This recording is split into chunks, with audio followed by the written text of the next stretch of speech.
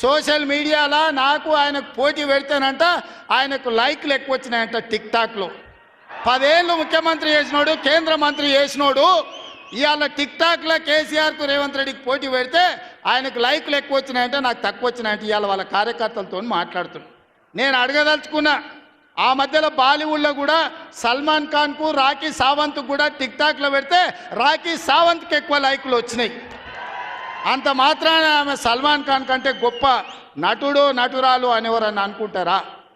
ఇవాళ చివరికి ప్రజలు తిరస్కరించి ప్రజలు డిపాజిట్లు జప్తు చేస్తే ముఖం జల్లక ఫామ్ హౌస్లో వండుకున్న చంద్రశేఖరరావు సోషల్ మీడియా టిక్టాక్లో నాకు లైక్లు వచ్చినాయని చెప్పుకునే పరిస్థితికి వచ్చిందంటే ఆయన మానసిక పరిస్థితి ఎట్లుందో తెలంగాణ సమాజం అర్థం చేసుకుంటుంది.